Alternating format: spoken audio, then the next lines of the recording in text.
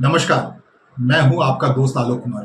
अभिवादन स्वीकार कीजिए मेरा। आज बात उस कांग्रेस पार्टी की जिसको जिंदा करने के लिए, जिसको एक्टिव करने के लिए, जिसको भारतीय जनता पार्टी के पैरेलल खड़ी करने के लिए राहुल गांधी रात दिन का चैन उड़ाए हुए हैं और लगातार वो एक्टिव हैं, चारों तरफ जा रहे हैं। कह रहे हैं कि आने वाले दिनों में ऑल इंडिया कांग्रेस पार्टी का नया चेहरा देखने को मिलेगा। जिन राज्यों में कांग्रेस अध्यक्ष अभी तय नहीं हुए हैं, जैसे कि हरियाणा एक बड़ा महत्वपूर्ण राज्य है जहां कांग्रेस अध्यक्ष तय होना है, जल्द 2-4 दिनों में हो जाना है, ऐसा कह रहे हैं। राहुल गांधी गुजरात को लेकर सोच रहे हैं गंभीरता से, बिहार को लेकर सोच रहे हैं गंभीरता से, उन तमाम राज्यों में गंभीरता से सोच रहे हैं, जैसे हिमाचल प्रदेश को लेकर वो सोच रहे हैं, वहाँ उनकी सरकार है। इसके अलावा कर्नाटक को लेकर वो सोच रहे हैं कि वहाँ कुछ ऐसा हो जो एक विभेद सा बना हुआ है कांग्रेस, वहाँ के सत्तारूढ़ कांग्रेस पार्टी और वहाँ के उप मुख्यमंत्री के बीच में, उसको कम किया जाए। इसी तरह राजस्थान की कमान हो सकता है सचिन पायलट के हाथ में एक बार फिर से दे दी जाए। तो कांग्रेस पार्टी का आधार जिन राज्यों में है वहाँ एक बार वो फिर से एक्टिव होना चाहती है ऑल इंडिया कांग्रेस पार्टी। आपको ये बता दें, राहुल गांधी की ये नई कांग्रेस पार्टी जो होगी वो पुरानी कांग्रेस पार्टी से अलग होगी। राहुल गांधी की कांग्रेस पार्टी के बारे में कह रहे हैं कि वो सोनिया गांधी की कांग्रेस पार्टी से अलग होगी। जो मल्लिकार्जुन खड़गे हैं सोनिया गांधी के दिनों के हैं, वो नरसिम्हा राव के दिनों के हैं, वो राजीव गांधी के दिनों के हैं, बुजुर्ग हैं, उनको तो एक जगह दिया गया। लेकिन इसके अलावा जो यंग चेहरे हैं, बहुत दिनों से कांग्रेस पार्टी में उपेक्षित महसूस कर रहे हैं, उन सबको सामने लाने की बात हो रही है। अपने हिसाब से एक टास्क टेकर के तौर पर सामने लाने की बात हो रही है। ये उस भावना के विपरीत है जब 2014 में प्रधानमंत्री नरेंद्र मोदी के नेतृत्व में भारतीय जनता पार्टी प्रचंड बहुमत से जीत आई थी। तब एक नारा दिया गया था, जल्द ही कांग्रेस मुक्त भारत होगा। तो कांग्रेस मुक्त भारत तो हुआ नहीं। अब प्रतिपक्ष में मुख्य प्रतिपक्ष पर दल के तौर पे कांग्रेस पार्टी है। लगभग 100 का आंकड़ा संसद में छू चुकी है। 2024 के चुनाव में एक बिल्कुल डस्ट में जाने के बाद फिर उठती हुई दिख रही है ऑल इंडिया कांग्रेस पार्टी, जो राहुल गांधी की पार्टी है। सिर्फ राहुल गांधी की पार्टी जब कांग्रेस की बात करें तो क्यों करें। अभी एक बहुत महत्वपूर्ण फैसला आया है महाराष्ट्र से। राष्ट्रवादी कांग्रेस पार्टी शरद चंद्र पवार गुट, उसके नेता जो 60 साल से राजनीतिक जीवन में हैं, वो महाराष्ट्र के मुख्यमंत्री रह चुके हैं, महाराष्ट्र के सर्वे सर्वा हैं, कांग्रेस पार्टी के नाम पर वो कांग्रेस के ध्वजरोहक हैं। उन्होंने साफ किया है कि वो अपनी पार्टी का विलय अब उनके भतीजे अजीत पवार की पार्टी में नहीं करने जा रहे हैं। उन्होंने कहा है कि जो अजीत पवार सत्ता सुख के लिए भारतीय जनता पार्टी पास चले गए, उनके साथ एनसीपी राष्ट्रवादी कांग्रेस पार्टी विलय नहीं करेगी। कांग्रेस के मूल चरित्र में बनी रहेगी राष्ट्रवादी कांग्रेस पार्टी शरद चंद्र पवार गुट। तो ये एक बड़ा महत्वपूर्ण फैसला है। कहा जा रहा था कि अभी ऑपरेशन सिंदूर के बाद जो विदेश में सांसदों का प्रतिनिधिमंडल भेजा गया, उसमें सुप्रिया सुले के परफॉर्मेंस को देखते हुए कहा जा रहा था कि संभव है कि शरद पवार गुट एनसीपी वो मौलिक अजीत पवार गुट में मिल जाए और उसके जो 12 सांसद हैं पार्लियामेंट में, वो सब भारतीय जनता पार्टी की सरकार के समर्थन में आ जाए। जैसे ही विलय होगा, दोनों एक ही एनसीपी रहेगी, तब ये स्थिति बन जाती है। और कह रहे थे उस समय कि सुप्रिया सुले को उनका ड्यू दिया जाएगा, केंद्रीय मंत्रिमंडल में शामिल किया जाएगा। शरद पवार का ये कहना कि वो अपने धड़े को कांग्रेस पार्टी के चरित्र में बनाए रखेंगे, यह सिर्फ भारतीय जनता पार्टी के लिए मुश्किल नहीं है। जो इंतजार कर रही थी शरद पवार का गुट भारतीय जनता पार्टी खास करके एनडीए के साथ आ जाएगा तो बड़ी सहूलियत हो जाएगी। जो एक बैसाखी पे चल रही है पूरी सरकार, नीतीश कुमार के साथ और चंद्रबाबू नायडू के साथ एक नया पार्टनर, 12 सांसदों का पार्टनर आ जाने के बाद, शरद पवार के गुट आ जाने के बाद उसे थोड़ी सहूलियत होगी आने वाले समय में। अब जाकर के चुनाव है 2029 में, तो अब से 2025 से लेकर अगले 4 साल का सफर थोड़ा सहज होगा। लेकिन शरद पवार का स्टैंड भारतीय जनता पार्टी के लिए मुश्किल पैदा करने से ज्यादा बड़ी मुश्किल राहुल गांधी के लिए मुश्किल कर रहा है। उनको लग रहा था शरद पवार अपना कैरेक्टर खोए, जब खोएंगे, खोते ही कांग्रेस का कैरेक्टर खोते ही उनके लिए आसान हो जाएगा महाराष्ट्र में कांग्रेस पार्टी को खड़ा कर पाना। आपको बता दें, राष्ट्रवादी कांग्रेस पार्टी का जन्म 1999 उस मोड़ पर हुआ था। 1999 जब प्रधानमंत्री के तौर पर सोनिया गांधी को सामने लाने की बात हो रही थी और 3 बड़े नेता कांग्रेस पार्टी के, तारिक अनवर, पी.के. संगमा और शरद पवार अलग हो गए थे, कांग्रेस पार्टी छोड़ गए थे। उन्होंने विरोध किया था। इटली मूल की सोनिया गांधी को प्रधानमंत्री बनना उन्हें कबूल नहीं है। लगभग उनका यह स्टैंड भारतीय जनता पार्टी के आसपास था। फिर उसके बाद जवाब उन लोगों ने उन तीनों को कांग्रेस पार्टी से निकाला गया। उसके जवाब उन तीनों राष्ट्रवादी कांग्रेस पार्टी बनाई, 1999 में बनाई और महाराष्ट्र में खासकर वो बची रही। पी.के. संगमा बहुत दिन तक रहे नहीं। उसकी कोशिश नॉर्थ ईस्ट में कांग्रेस पार्टी को जिंदा रखने की थी राष्ट्रवादी कांग्रेस के नाम पे। थोड़ा बहुत तारिक अनवर जो बिहार से बिलोंग करते थे उन्होंने कोशिश की, लेकिन उस कोशिश में कामयाबी मिली शरद पवार को। शरद पवार काफी लंबे समय से इंतजार कर रहे थे कांग्रेस पार्टी का मूल कैरेक्टर कमजोर हो और उसके बाद उनकी चढ़ाई। मूल कैरेक्टर जब कमजोर होने का मतलब है कि गांधी परिवार की पकड़ कमजोर हो। गांधी परिवार जब कह रहे हैं नेहरू गांधी परिवार की कांग्रेस पार्टी पर पकड़ कमजोर हो और वो अपने हिसाब से आए और अपने परिवार को लेकर कांग्रेस पार्टी पर काबिज हो जाए। ये कांग्रेस पार्टी के अंदर एक खींचातानी लगातार चलती रही है, खासकर शरद पवार के गुट को लेकर के। कमाल देखिए, जिन शरद पवार ने सोनिया गांधी के प्रधानमंत्री होने का विरोध किया, वो उस शरद पवार की हमेशा अहमियत बनी रही। कांग्रेस पार्टी जो मूल कांग्रेस पार्टी है, ऑल इंडिया कांग्रेस पार्टी, वो पूरी पॉलिटिक्स राष्ट्रवादी कांग्रेस पार्टी के सहारे करती रही है महाराष्ट्र में।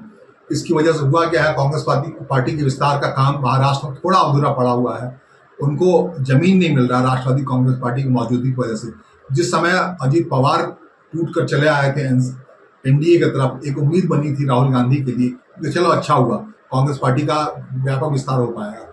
ये भी एक मौका आया था अभी तुरंत कि सुप्रिया सोले को केंद्रीय मंत्रिमंडल में जगह दिलाने के नाम पर एनसीपी शरद पवार गुट अपने मूल रूप में लौट जाएगा। अजित पवार और शरद पवार गुट एक हो जाएंगे, चाचा भतीजा एक हो जाएंगे। लेकिन शरद पवार का नया स्टैंड ये मुश्किल पैदा कर रहा है राहुल गांधी को उस सपने को विस्तार देने में, जिसमें वो चाहते हैं कि जमीन छोड़े शरद पवार गुट और कांग्रेस पार्टी वहां व्यापक तौर पर विस्तार दे पाए। बहुत महत्वपूर्ण है कांग्रेस पार्टी के लिए महाराष्ट्र राजनीति। उस राजनीति में अगर कोई खड़ा है तो सुप्रिया सुले खड़ी है, अगर वो इस कांग्रेस पार्टी के राह में खड़ा है तो शरद पवार खड़े हैं। आपको याद करना पड़ेगा 2014 में जब भारतीय जनता पार्टी प्रचंड बहुमत से जीत के चली आई थी, उस समय यह बात चली थी कि कांग्रेस मुक्त भारत होगा। कांग्रेस मुक्त भारत होने की संभावना कमजोर इसलिए भी है कि कांग्रेस के नाम से ऑल इंडिया तृणमूल कांग्रेस पार्टी बंगाल में राज कर रही है, ममता बनर्जी राज कर रही है। ममता बनर्जी ने कांग्रेस पार्टी के अंदर अपनी उपेक्षा को देखते हुए 1998 में ही all India Trinamool Congress party बना ली थी और वाम मोर्चा से मोर्चा लेने के लिए, और उसके परिणाम अच्छे हुए। उन्होंने कांग्रेस पार्टी के नाम पे, टीएमसी के नाम पे, न सिर्फ पश्चिम बंगाल बल्कि त्रिपुरा या पूर्वोत्तर के राज्यों में भी अपनी एक पैठ बनाई, खास पैठ बनाई। वो स्टैंड उनका रहा और वो एक मुकाबिल खड़ी रही कांग्रेस पार्टी के विस्तार के राह में। अभी भी राहुल गांधी के आड़े अगर कोई आ रहा है पूर्वोत्तर विस्तार में, वो ममता बनर्जी ही है, टीएमसी ही है। टीएमसी से अब तक कांग्रेस पार्टी का कोई अलायंस नहीं हो पाया है, जमीन पे भी उसे मुकाबिल होना पड़ रहा है। क्या इसके लिए कांग्रेस पार्टी को कई बार वाम मोर्चा करीब जाना पड़ा है टीएमसी को हराने के लिए, लेकिन उसमें सफलता नहीं मिली। अगर हम महाराष्ट्र और बंगाल की ही बात नहीं करें, जब कांग्रेस पार्टी की बात करें, तो क्यों ना वाईएसआर कांग्रेस की बात की जाए, जो कि आंध्र प्रदेश में मौजूद है। उसके मुख्यमंत्री हुआ करते जगन मोहन रेड्डी, उनके पिता वाईएसआर के नाम पे कांग्रेस पार्टी बनी। वाईएसआर के निधन के बाद से जगन मोहन रेड्डी चाहते थे कि आंध्र प्रदेश की कुर्सी उनको मिले, लेकिन ऐसा नहीं कर पाया। कोई व्यक्तिगत निराशा थी सोनिया गांधी के, तो उसके जवाब में उन्होंने वाईएसआर कांग्रेस बनाया अपने पिता के नाम पे। वहां पूरे 5 साल तक राज किया, कांग्रेस पार्टी के जमीन को ही खींच लिया उसने। अभी भी आंध्र प्रदेश में विस्तार की बात अगर होती है कांग्रेस पार्टी की, तो वहां लोग जानते हैं वाईएसआर कांग्रेस को। इसी ढंग से केरल कांग्रेस एक अपना है, जो केरल में कांग्रेस पार्टी के विस्तार में बाधक बनी है। हालांकि वो अलायंस करती है, पॉलिटिकल अलायंस रहता है उसका कांग्रेस पार्टी के साथ, लेकिन वहाँ कांग्रेस पार्टी के नाम से वजूद है, जो कि एक पैरेलल वजूद है। इतना ही नहीं, तमिलनाडु में तमिल मनीला कांग्रेस के नाम से जीके मूपनार साहब ने अपनी पार्टी खड़ी कर ली थी, यही कांग्रेस के केंद्रीय नेतृत्व से निराश होकर के। तो आप समझ सकते हैं कि कांग्रेस पार्टी को खत्म करना, कांग्रेस मुक्त भारत की परिकल्पना अधूरी, क्योंकि हर राज्य में अपने अपने हिसाब से कांग्रेस पार्टी, कांग्रेस आइडियोलॉजी के लोग मौजूद हैं, और वो अपने केंद्रीय नेतृत्व जो कांग्रेस पार्टी का है, ऑल इंडिया कांग्रेस पार्टी, उससे अगर मायूस होते हैं तो अपने अपने नाम से क्षेत्रीय दल खड़े कर लेते हैं, जिसमें कांग्रेस लगा लेते हैं। ये एक दस्तूर सा है। और जो गांधीवादी राजनीति है, अगर गांधीवादी राजनीति जो हम कह रहे हैं, जिस ढंग से भारतीय मुद्रा पर, भारतीय नोट पर गांधी जी की तस्वीर को हटाना मुश्किल है, उसी ढंग से भारत से कांग्रेस मुक्त भारत की परिकल्पना करना मुश्किल है। हालांकि इन्हीं गांधी जी ने कहा था आज़ादी के बाद से कि भारत से अब कांग्रेस को अपनी राजनीति खत्म कर दे, अब कांग्रेस नाम की राजनीति खत्म हो जानी चाहिए, क्योंकि कांग्रेस का मूल उद्देश्य देश को स्वतंत्र करना था। वो आज़ादी मिल गई तो कांग्रेस पार्टी के नाम से वो नहीं चाहते थे कोई पार्टी बनी रहे। तो इस बात से नेहरू इत्तेफाक नहीं रहते थे, उन्होंने उसे जिंदा रखा और नेहरू से सबक चलता हुआ अब आकर के तृणमूल कांग्रेस, राष्ट्रवादी Congress party, YSR Congress party, Kerala Congress party, अलग अलग राज्यों में अलग अलग कांग्रेस पार्टी। इतना ही नहीं, छत्तीसगढ़ में अजीत जोगी मुख्यमंत्री हुआ करते तो उन्होंने जनता कांग्रेस पार्टी बना ली थी छत्तीसगढ़ के लिहाज से। अब वो दुनिया में नहीं है, उनकी उस पार्टी की क्या हैसियत थी, कहाँ स्थिति में है, लेकिन अलग अलग राज्यों में हमेशा यह अवसर मौजूद रहता है। प्रशांत किशोर बिहार में एक्टिव है, उन्होंने भले ही अपनी पार्टी के नाम से कांग्रेस नहीं जोड़ा है, लेकिन उनकी मूल आइडियोलॉजी आप उठा के देखेंगे, उनके जो पार्टी के कैरेक्टर को उठा के देखेंगे, जन स्वराज को देखेंगे, तो वो कांग्रेस पार्टी का नाम नहीं होने के बावजूद दूसरी गांधीवादी आइडियोलॉजी से सफर तय करना चाह रहा है।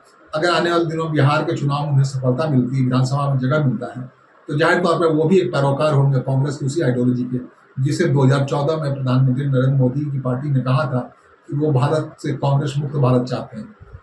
कांग्रेस मुक्त भारत की परिकल्पना अधूरी लग रही है जब खंड खंड में अलग अलग प्रदेशों में कांग्रेस मौजूद है। तो इसके अलावा कांग्रेस पार्टी के विस्तार में मुश्किल जो आ रही है राहुल गांधी को यही आ रही है, वो क्षेत्रीय स्वरूप में जो अलग अलग जगहों पर कांग्रेस पार्टी बची हुई है, वो कांग्रेस के नेता ही संचालित कर रहे हैं, कांग्रेस का आइडियोलॉजी पे ही कर रहे हैं। उसके रहते हुए राष्ट्रीय चरित्र वाली कांग्रेस पार्टी कैसे उस राज्य में मौजूद रह पाएगी। जैसे महाराष्ट्र का ही जिक्र करें, वहाँ कांग्रेस पार्टी का नाम ही, जो पैरेलल खड़ी पार्टी ना, उसका नाम ही है राष्ट्रवादी कांग्रेस पार्टी। या है तो मराठी कांग्रेस पार्टी, लेकिन राष्ट्रवादी स्वरूप है। उसके रहते हुए कांग्रेस पार्टी को वहाँ विस्तार ले पाना, हाँ जब जिक्र कर रहे हैं तो गोवा में भी कांग्रेस पार्टी के खिलाफ कांग्रेस पार्टी के नाम से क्षेत्रीय पार्टी काम कर रही है। अलग जैसा कहा कि हमने, उसका वजूद हमेशा रहा है। इसके अलावा बड़ा इंटरेस्टिंग है कि उत्तर प्रदेश में भी कांग्रेस पार्टी एक विखंडित होकर, जिसमें राजीव शुक्ला थे, प्रमोद तिवारी थे, बाकी जो दिग्गज थे, उन सब ने एक पार्टी बना ली थी। बाद में उसका विलय अटल बिहारी वाजपेयी की सरकार के दिनों में भारतीय जनता पार्टी में हो गया, ये अलग बात है। तो ये कांग्रेस पार्टी जो तृणमूल के नाम पर हो, राष्ट्रवादी के नाम पर हो, वाईएसआर के नाम पे हो, तो उसकी वजूद की परिकल्पना बची रहेगी। राहुल गांधी की सक्रियता एक तरफ और कांग्रेस पार्टी के नाम से, गांधीवादी राजनीति के नाम से मध्यमार्गी कांग्रेस पार्टी, मध्यमार्गी राजनीति के नाम से कांग्रेस स्वरूप में रहेगी। नमस्कार, धन्यवाद।